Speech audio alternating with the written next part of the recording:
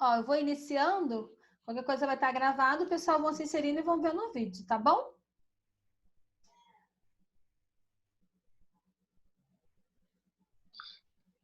Mete bronca.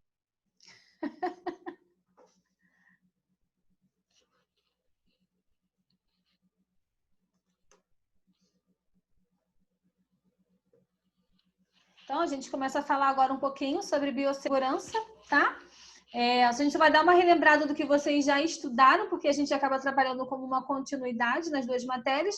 Então, Fundamentos de Enfermagem também fala um pouquinho da biossegurança, né? Porque a gente precisa ter essa biossegurança, a gente precisa prevenir, tá? Então, a biossegurança na enfermagem, a gente acaba utilizando luva, máscara, protetores respiratórios, que eu já expliquei para vocês, avental, né, o gorro, que é a mesma coisa, né, conhecido também como capote, tá? Os calçados, que eles precisam realmente, né, tá recobrindo aí o peito do pé, né, precisa estar realmente protegidos por contas dos pérfuros cortantes, então sapatilha, né, sapatinho com o dedinho aparecendo não pode, tem que ser o sapato totalmente fechado, tá? E óculos de proteção, tá? Isso tudo já foi falado. Equipamento de proteção individual, a luva, né, que protege as mãos do material biológico, deve ser utilizado procedimentos que envolvam, né, a excreção, exceto suor, deve ser removido antes da toca da superfície em material biológico, entre um procedimento, né, e um mesmo paciente. Então, mesmo utilizando a luva em um paciente, vocês precisam fazer a higienização, né, calçar outra luva e atender o paciente. A mesma luva que utilizou no paciente não pode estar utilizando no outro, tá? Que aí você vai estar evitando aí as infecções cruzadas.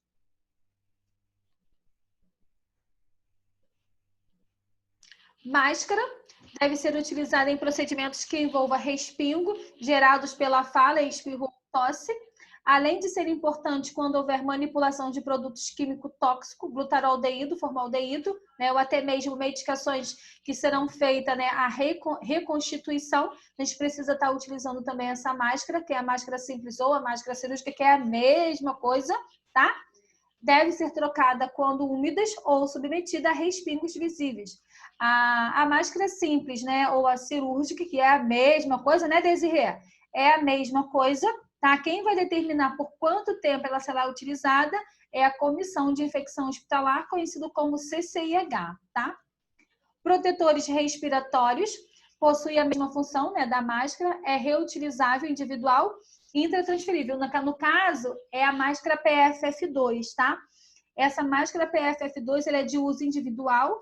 Você usou, não contaminou, não sujou, é você guardar e pode estar utilizando de novo, tá? Quem vai determinar por quanto tempo você, profissional, vai estar utilizando a sua máscara é a galera da CCIH, tá? Ela é de uso individual, tá bom?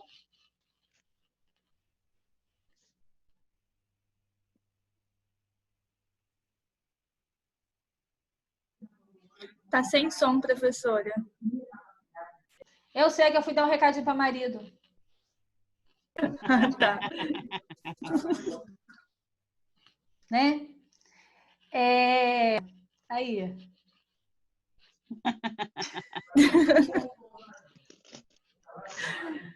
É reutilizável, já falei, deve ser trocado quando, né, entupido, pérfuro, rasgado, no caso, se tiver alguma danificação, né, você precisa aí... Ficou até perdida. Você precisa aí estar utilizando uma outra, tá bom? Avental, gorro, tá? O avental deve proteger pelo material biológico em procedimentos que possam haver respingo, sangue, né, espirro e etc., ou até mesmo excreções, tá? O avental sujo deve ser removido após o descarte das luvas. O gorro é mais indicado em procedimento cirúrgico ou os profissionais de odontologia e cirurgia. Gorro é aquele...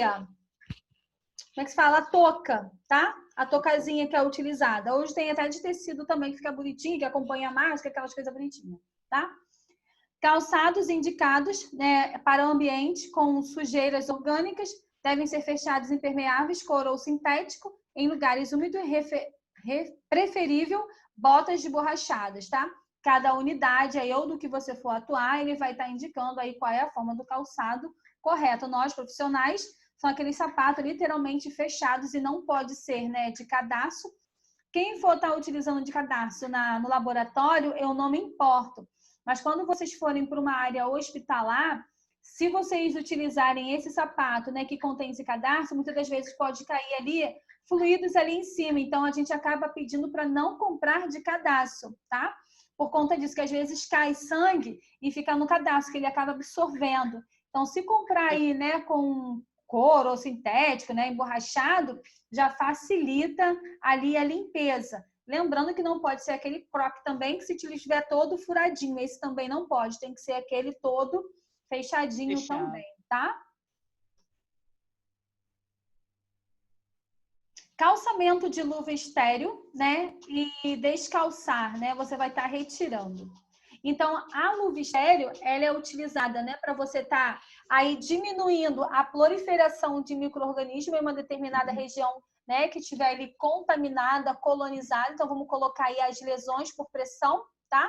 Uma passagem de sonda, sonda de Foley, que ela é conhecida como cateterismo. Lembrando que a uretra e a bexiga, ela é estéreo. Então, eu vou estar utilizando também a luva estéreo, tá? A luva estéreo é essa que vem embaladinha, vem fechadinha. Essas embalagenzinhas aqui, ó. Tá? Ela vem por par e elas são conhecidas por tamanho. Por tamanho. Cadê, ó? Por tamanho, essa aqui é a 7. Então, vai de 6 até 8,5, tá? Então, quem vai escolher de acordo com a sua mão, né, a luva, né, tem PP, PMG também, extra G, por conta da numeração. E existe diversos fabricantes relacionados a isso, tá? Uma das principais barreiras de utilização para o controle de disseminação, né, de micro-organismos no ambiente hospitalar. Então, dependendo do procedimento que você vai realizar, você precisa estar utilizando a luva estéreo. Uma vez que você utiliza a luva estéreo, você precisa estar de máscara, porque muitas das vezes o paciente ele vai conversar com você, você vai responder e as gotículas irão cair. Muitas das vezes pode cair na incisão ali, né, onde está aquela abertura, e é onde vai ter também a contaminação. Vai realizar cateterismo, vai realizar um curativo, precisa estar de máscara, tá? O objetivo indicado para proteção, né, individual e contaminação tanto para o paciente quanto para o profissional, tá? Então, nós temos dois tipos de luva. Nós temos a luva, né, estéreo e a luva de procedimento. A luva estéreo é essa que... Deixa eu perguntar uma coisa para vocês. Era para ter feito essa pergunta semana passada e eu confesso que eu esqueci. Vocês conseguem comprar luva para a próxima aula, luva estéreo? Sim. Os homens aí, né? Os homens, né? Eu que aí acho que sim. Porque aí a gente consegue fazer um videozinho, eu tento calçar a minha luva aqui e vocês vão fazendo também junto comigo. Da outra turma que eu fiz, ficou legal. Então, assim, vou dar uma dica para os homens, geralmente a luva vai ser 8 ou 8,5, tá? As meninas que são pequenas, né? Eu vou botar assim, né? Que eu não sou grande, né? Eu tenho 1,52 m. Eu utilizo a luva 6,5. Eu utilizo a luva 6,5 ou a luva 7, que vai depender do fabricante, tá? Então, as meninas entre 7, 7,5 ou 6,5, tá bom? Ou PMG, GG, extra G, vai ser de acordo com vocês. A luva é baratinha, tá? Não comprem na casa do médico, não, casa do doutor, isso. Lá é Mega Ultra Power Flex caro. Existe a casa do... Na casa do médico, eu não ganho nada, mas estou fazendo propaganda. Na casa do médico, ali que é perto do Novo Mundo, ou antigo Novo Mundo. Sabe onde eu estou falando? Quem é daqui de Piabetá e de Magé é no Calçadão, né? Ah, sim, sei onde Então, Piabetá é ali próximo ao Novo Mundo, que abriu ali. Ali tem uma casa do médico, que é o mesmo de Magé. Ali vocês encontram as coisas mais em contas do que na casa do doutor, tá? Professora, Oi. eu tenho umas luvas aqui, mas elas não são de procedimentos cirúrgicos. Serve? Serve. Não, assim, para a gente poder dizer, para você saber a diferença de uma para outra, beleza. Mas na hora de fazer o calçamento, você vai ter uma dificuldade por conta disso. Ah, sim, é porque eu uso essa aqui para fazer design. Então, aí é de procedimento, essa aí não serve. Tá. Essa serve só se você fosse realizar um banho no leito, né? Pegar um acesso venoso periférico, aí essa serve, tá? Mas Entendi. fazer um curativo, né? Passar um cateterismo, aí essa daí não serve, tá bom? Precisa realmente ser a luva estéreo, tá? Tá. Então, vamos, olha só. Quem puder, será que a gente pode iniciar semana que vem, 6h30? Quem puder, quem não puder, beleza. Depois a gente vai dando a continuação e a gente faz. Só para a gente poder adiantar, porque leva um pouquinho de tempo, de não pegar tanto tempo nosso. Pode ser? 18h30? Segunda ou na quarta? Segunda, Pode segunda. Segunda comigo. Quarta é o professor Alonso. Ah, tá. Tá bom? Então, vamos lá. Luva estéreo, denominada-se luva cirúrgica, indicada para a realização de procedimentos invasivos. Professora, mas uma passagem de sonda nasogástrica não é invasivo? Um procedimento, né, um acesso venoso periférico não é invasivo? Sim. Mas a nossa mucosa, né, por uma sonda nasogástrica ou enteral, ela é o quê? Contaminada. Então, a gente tem que fazer o mais limpo possível. Quando vai pegar um acesso venoso periférico, então a gente pega o quê? Né, periférico, a gente consegue segurar no catéter e você não entra em contato ali, tá?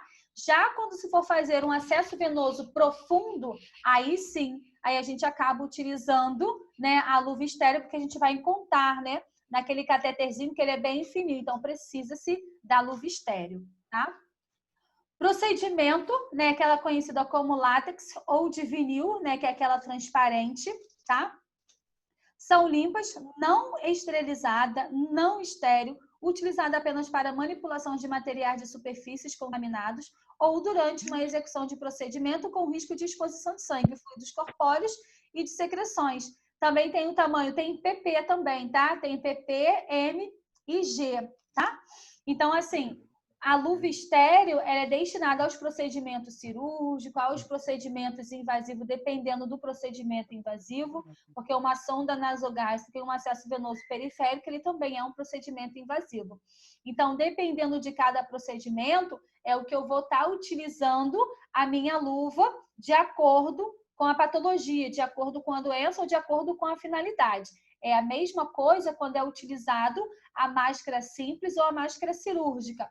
Eu preciso saber qual é a doença, né, a via de transmissão, para eu poder estar utilizando. Então, é a mesma coisa. Então, dependendo da luva estéreo, para que tipo de procedimento eu vou estar utilizando mais a luva de procedimento. Tá ok? Conseguiram entender? Sim, não, talvez? Bom, professora, eu cheguei agora na aula, não entendi nada. Mas tudo bem, depois eu vejo no vídeo. Boa, Ellen, excelente. Sem problema nenhum, não, tá? Aqui, ó, quem estava perguntando da limpeza, acho que era a Lara que perguntou sobre a limpeza, então vamos lá. Limpeza da unidade, né, do paciente. Então, uma técnica de limpeza que é desinfecção, né, mobiliário, tá, do material que compõe as unidades do paciente, visando proporcionar o conforto e segurança e o bem-estar ao paciente, diminuindo o risco de infecções pela diminuição dos micro-organismos e das sujidades existentes, né, nos ambientes hospitalares.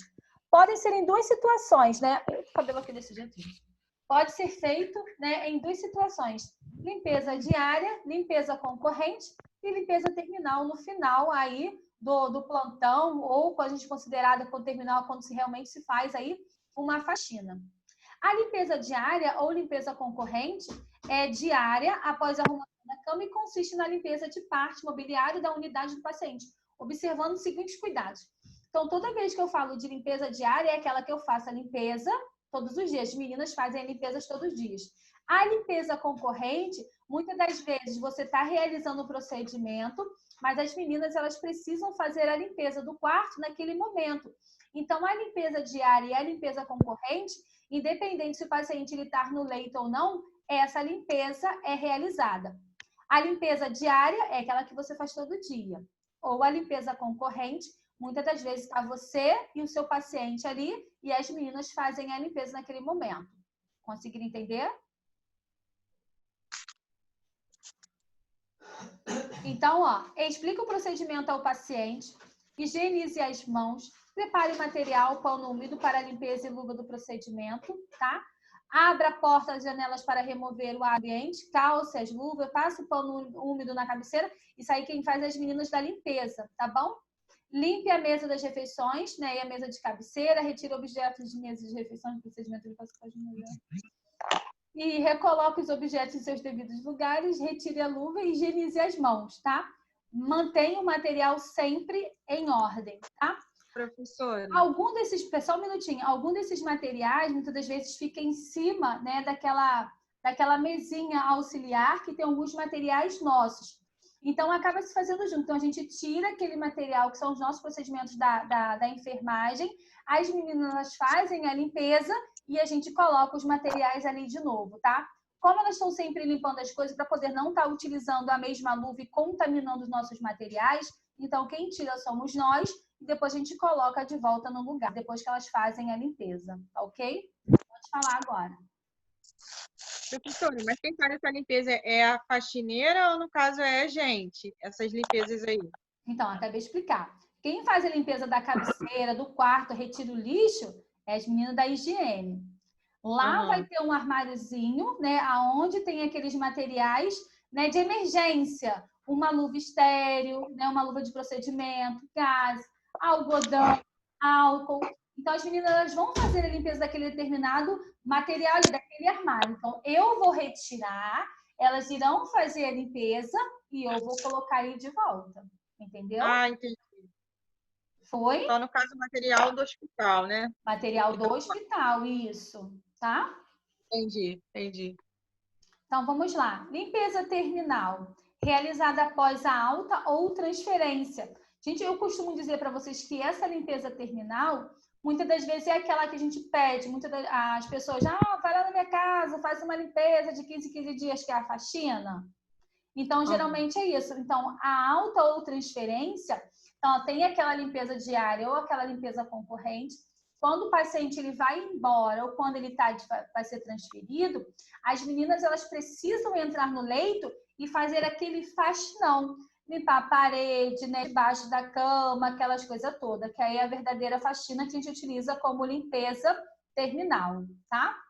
Então, Professora, oi. mas quando assim, tipo assim, uma enfermaria tem 6 pacientes, aí um só foi transferido ou teve alta. Aí como é que vai fazer essa limpeza? Ela vai limpar. Só ali naquele ambientezinho ali dele, porque às vezes não tem divisória, né? Às vezes é só várias camas no mesmo ambiente. Então, mas as meninas da limpeza, o que a gente precisa, né, não tem espaço físico, mas tem a cama. Então, antes da gente forrar um outro lençol ali, as meninas elas precisam fazer uma desinfecção daquela cama ali. Então, é onde ela vai fazer essa limpeza terminal só naquela maca, só naquela cama. Porque a limpeza diária, por ser um quarto coletivo, elas já fizeram. Então, antes de um outro paciente deitar naquela maca, elas precisam fazer essa última limpeza. Entendeu? Que é a faxina da cama. Oi? Entendi. Tá? Então, o paciente na unidade de óbito consiste na limpeza de todos os mobiliários, né, de uma unidade, incluindo teto, parede, né, e tudo, se houver nelas piso, realizado pelos auxiliares da limpeza, né, que as meninas eu particularmente gosto muito, são maravilhosas. A gente sabe de tudo, impressionante. Então, vamos lá. Arrumação da cama, tá? Não, vocês não se prendam muito a isso. Então, a única coisa que eu quero que vocês foquem são tipos de cama, tá? Porque na arrumação da cama eu não cobro muito, porque cada unidade hospitalar, cada unidade que vocês irão atuar, vocês irão seguir aí um tipo, né, de arrumação de cama. Então, não é uma coisa padronizada. Então, cada instituição ela trabalha de uma forma.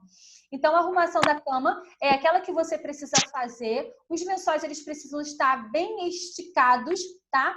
Para poder evitar lesão por pressão nesses pacientes.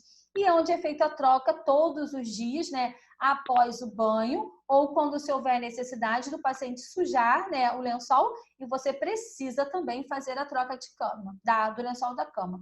Então, tipos, né, de arrumação de cama que eu quero que vocês peguem mais, tá? Então, vou até botar no último aqui, tá? Cama fechada. Não vai sair porque o negócio tá muito pequenininho. Aqui, ó. A cama fechada, que é uma cama simples, desocupada, né? Que aguarda o paciente para internação. É roupa necessária, lençol abaixo, lençol em cima, com colcha e uma fronha, com uma toalha, né, de rosto e banho. Isso aqui você forra, tá? Só na hora em que o paciente ele for internado. Vai ser internado, você vai lá e faz a arrumação da cama.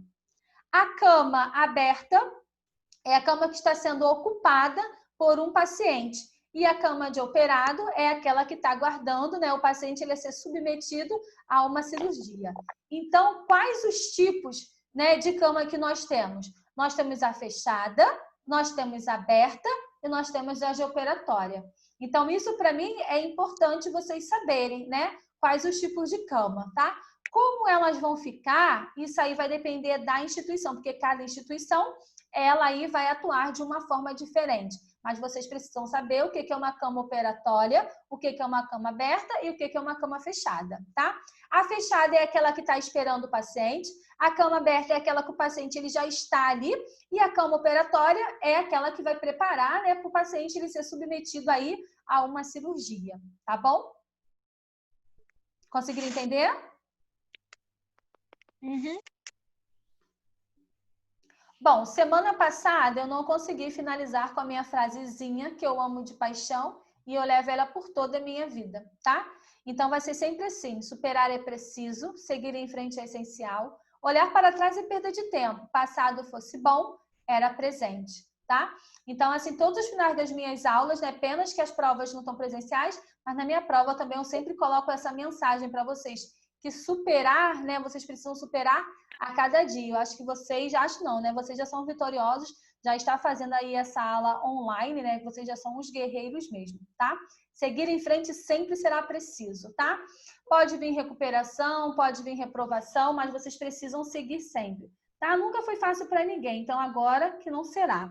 Então, fácil demais a gente não dá valor. Gostosinho mesmo é no azeite é quando tem dificuldade, tá? Mas a aula não acabou. Stephanie, você não me dispensa agora que a aula não acabou. Claro que não, tô adorando essa aula. Stephanie já estava preparando a cama, né? Pois é. A cama dela acho que já tá logo aberta. Já. Aí, Ela ó. já tava fechando a aula já, com o dedinho no X ali, já só Doidinha pra apertar. esperando. Achando não, hein? Alguém A tá me... professora não avisa. Pois é. Vou assistindo, e eu vou assistindo pela rua, que eu tô indo para outra casa. Quem é que tá falando? Sou eu, professora. Vamos lá. Deixa eu botar outra aula aqui. Tem. Professora, Oi? só uma perguntinha assim, básica. Não sei se vai fazer sentido. Aqui na apostila as 3 camas são iguais. Estão Como que eu vou iguais? saber? Também vi isso, professora. As 3 camas iguais.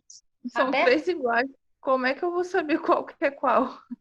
Não, não, o desenho tá igual, não é isso? Mas a descrição tá diferente, não é isso? Tá diferente, mas assim, Segue a descrição. Segue a descrição. Segue a descrição, Fernanda. sim, mas aí eu vou ver a cama do mesmo jeito. Como é que eu vou saber qual Essa que é imagem tá fechada? Não, vamos botar lá. Quando a cama, né, ela tá aí fechada, né, ela tá sem lençol nenhum, tá? Então, o que fica Aham. são só as fronhas, travesseiro, sem nada. Vai receber o paciente, você vai forrar aquela cama. Quando o paciente ele é de um pós-operatório, né, é como se a gente forrasse a nossa cama com um edredom e a gente dá aquela dobradinha. É assim que a gente faz? Então, só que aí a pontinha, né, de operatória, então aquela pontinha, vamos botar assim, a cama tá de frente pra gente. Do lado esquerdo, a gente pega aquela ponta que fica caída, a gente coloca sobre a cama. Quando o paciente ele vem, a gente desdobra aquilo ali e o paciente deita. É o quê? O jeito que a cama tá arrumada, que significa o que é o que aqui? Aham. Ah, tá. É a forma que você Agora que eu entendi. Eu pensei que fosse a cama em si. Não! Eu acho que é porque eu já fechei aqui, mas acho que Eu acho que foi dúvida de todo mundo aqui também. Mas prestem atenção para ver se não tá forrado aí desse jeito. Professora, você tá me ouvindo? Tô sim, Cleide. Ah, tá. Eu já falei, gente, será que eu tô fazendo parte da aula? Tá sim, tô te ouvindo. Todo mundo está ouvindo. Ah, beleza. Obrigada, galera. Nada. Entendeu, Fernanda? Entendi. Quando não tem nada, é porque ainda vai chegar algum paciente. Isso. Quando já tem algum lençol, tá vindo de alguma. Não, já tem um paciente na cama. Já tem um Paciente na cama. paciente. Isso. Quando tem alguma coisa íntima, edredom, essas coisas assim, é que tá vindo de alguma Dobradinha, cirurgia. pós- alguma coisa assim. Isso, que é operatória. Tá bom, entendi. Tá bom? Uhum. Vamos lá. Nós temos aqui, agora a gente passa aí, né, para o exame físico, né, que são algumas posições, né, que são colocadas os pacientes para determinado procedimento ou até exame, né, que a gente dá como exame físico. Consiste numa pesquisa com a finalidade de auxiliar no diagnóstico e no tratamento do paciente. O profissional de enfermagem prepara o paciente, né, informando a importância da sua colaboração antes, durante e depois do procedimento. Durante e depois do exame. Cabe ao profissional de enfermagem preparar o ambiente e permanecer junto com esse paciente, quando possível, durante todo o exame ao paciente. Então, aqui a gente acaba tendo algumas posições, né, de exame. Então, posição de exame físico, depois mais à frente vocês vão ver a posição de exame, né, relacionado à cirurgia, que ela é parecida com essa também, algumas posições elas são iguais, tá?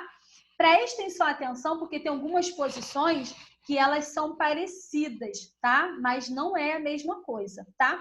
É importante que o paciente ele seja colocado na posição adequada, protegido, expondo a pernas, a parte a ser examinada, para garantir a sua segurança, conforto físico e moral.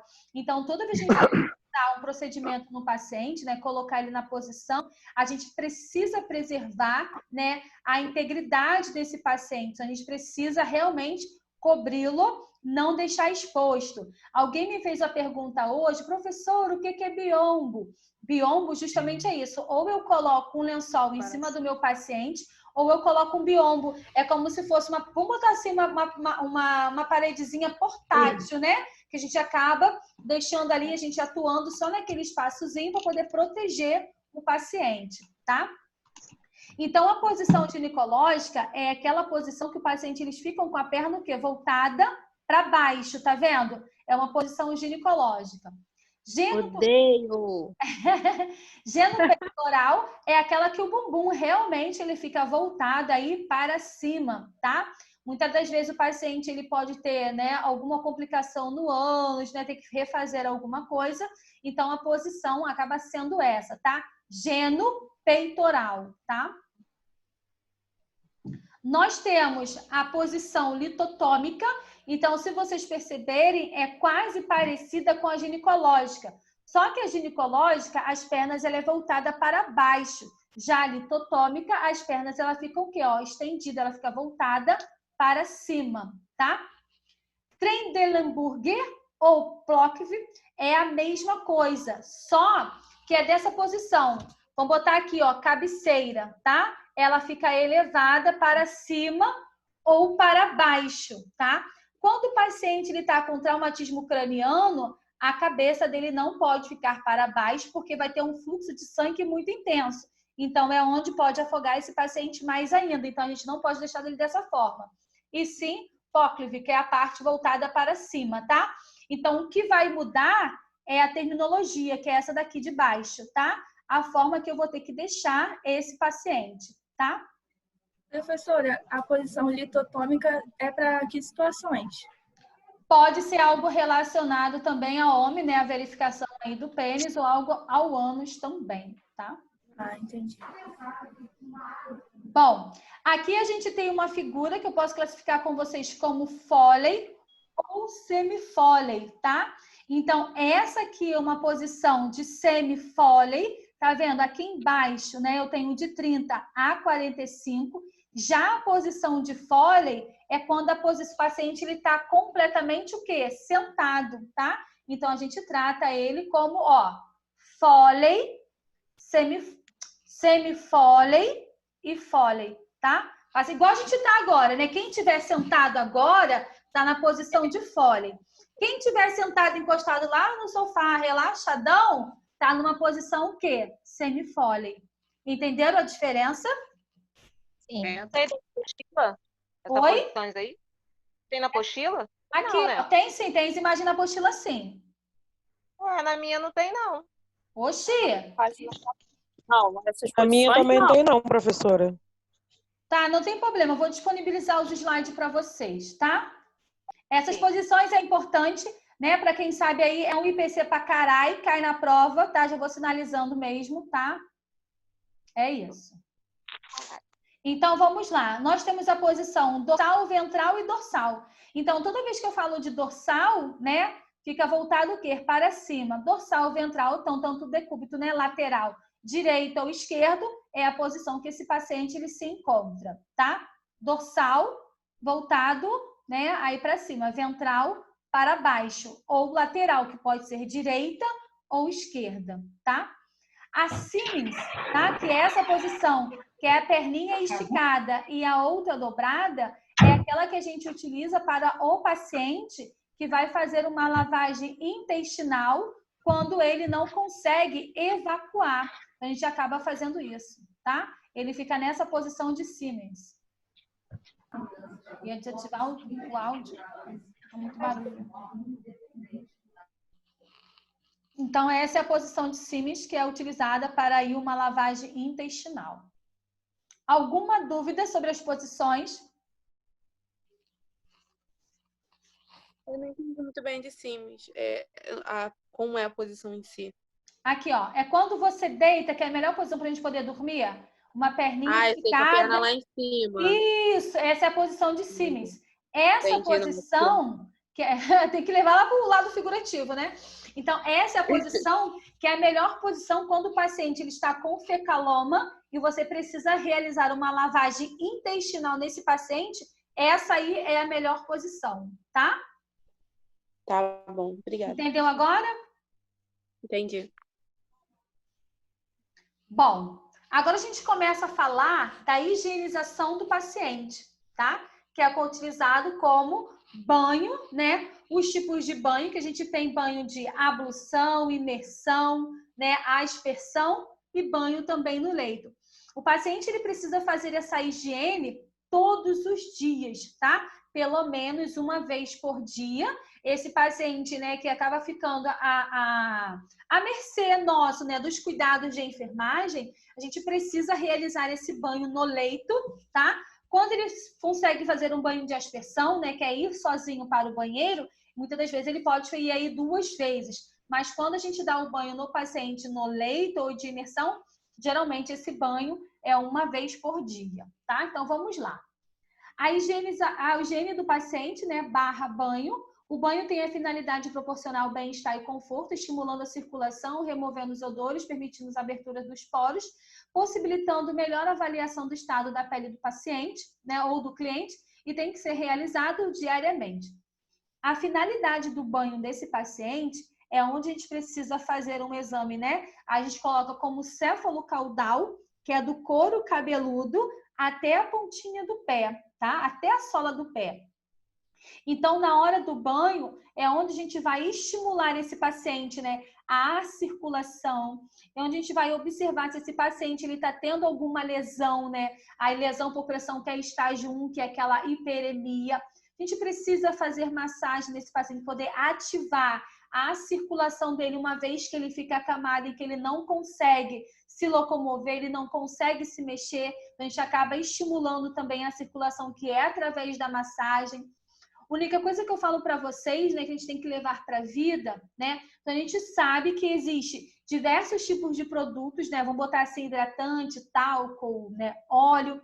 Quando ele é realizado um banho no leito, que é aquele banho que você dá com as compressazinhas, tá? E que os familiares muitas das vezes traz aquele hidratante que você consegue observar que não é muito boa de qualidade, mas é que ele traz de coração.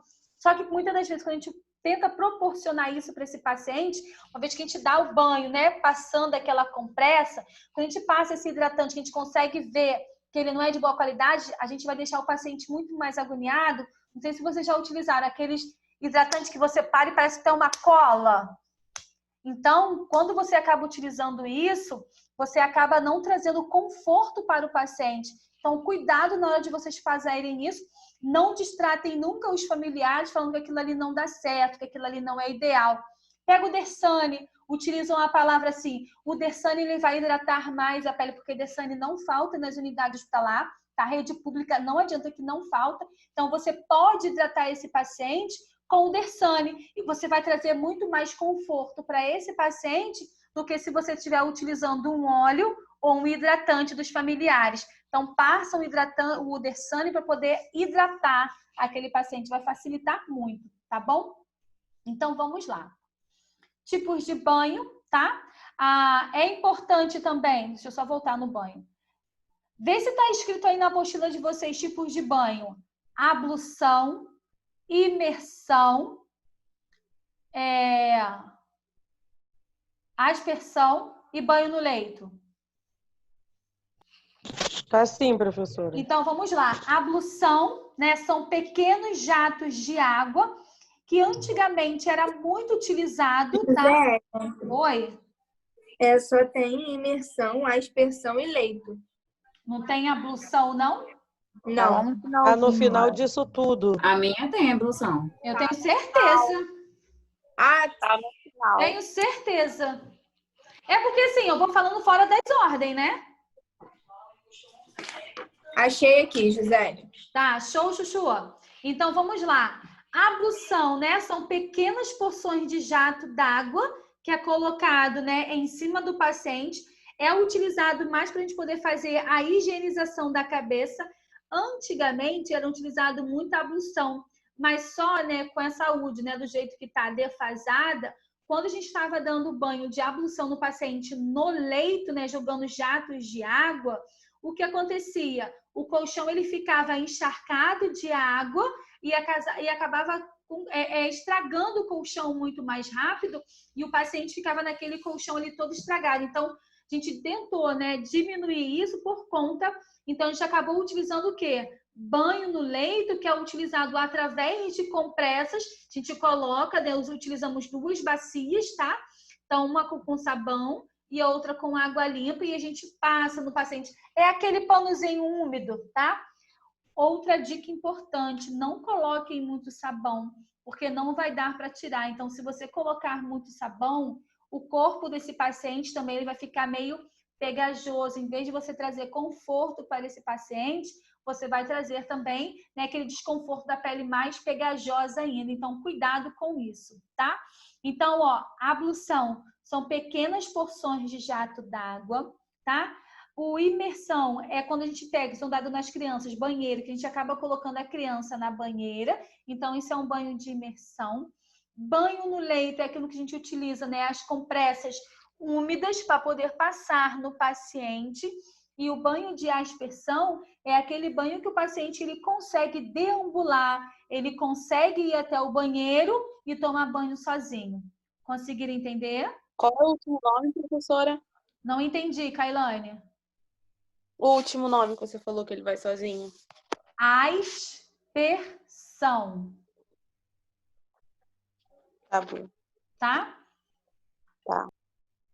No meio dessa higiene, o nosso tempo ele vai acabar de novo. É só a gente voltar no mesmo link, tá bom?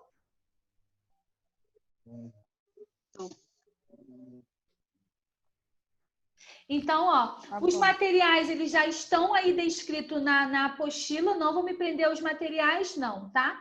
Então, dentro do banho no leito, a gente também precisa fazer a higiene oral, né, desse paciente. A gente começa a dar o banho no paciente, depois a gente finaliza lá com o rosto. A ordem que você vai dar o banho nesse paciente não vai interferir, tá? Mas é muito mais cômodo e mais fácil você começar pela cabeça e, por último, terminar nas partes íntimas. Vocês vão entender um pouco melhor do banho no leito quando vocês estiverem dentro do laboratório, porque lá eu coloco vocês também para poder dar banho no leito, porque vocês irão fazer muito isso na prática. Então, lá vocês vão conseguir entender e associar